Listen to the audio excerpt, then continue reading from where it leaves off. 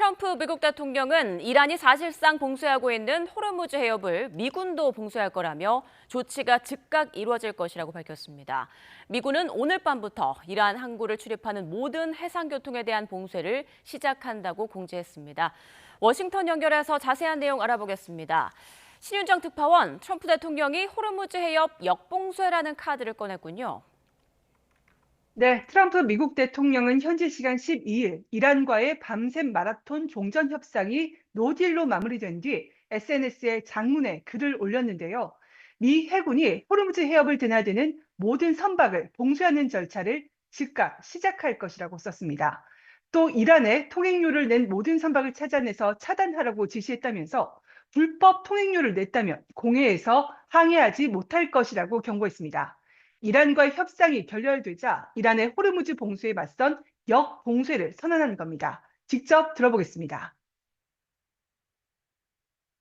Well, we're going to be blockading. It'll take a little while, but it'll be effective pretty soon.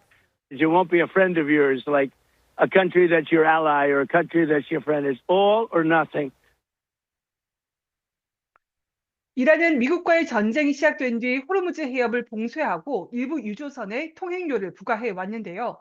이 자금원을 차단하고 동시에 원유 수출길을 막아 이란 경제에 타격을 주려는 의도로 보입니다. 또 러시아와 중국 등 외부에서 이란으로 보내는 전쟁 물자도 원천 차단하겠다는 사실상의 전면적 해상 봉쇄 조치로 해석됩니다. 네, 실제로 조금 전 미군이 해협 봉쇄에 나설 거라고 공지했다고요.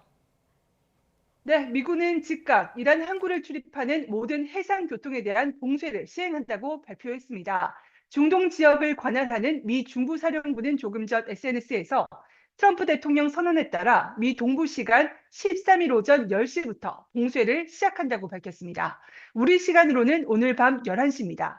미 중부사령부는 이번 봉쇄는 아라비아만과 오만만에 위치한 모든 이란 항구를 포함하며 이란 항구와 연안 지역을 드나드는 모든 국가의 선박에 대해 차별 없이 적용된다고 설명했습니다. 다만 이란 이외 국가 항구를 오가기 위해 호르무즈 해협을 통과하는 선박의 항행 자유는 방해하지 않을 것이라고 덧붙였습니다. 이어 봉쇄 시작 전 공식 통지문을 통해 상선들의 추가 정보가 제공될 예정이라며 모든 선박 승무원들은 해당 해협에서 운항할 때는 미 해군 부대와 교신할 것을 권고한다고 강조했습니다. 트럼프 대통령의 경고 몇 시간 만에 미군이 시행을 공고하면서 해협 봉쇄 우려가 커지고 있습니다. 실제로 해협이 봉쇄되면 가뜩이나 위태로운 2주간 휴전이 더 위태로워지며 전쟁 장기화로 이어질 수 있고 국제 유가 추가 상승 등 전 세계 경제에 미칠 위험도 클 수밖에 없습니다. 다만 트럼프 대통령은 조금 시간이 걸릴 것이라면서 봉쇄 조치가 실질적으로 이루어질 때까지 대화 여지가 남아 있음을 시사하기도 했습니다.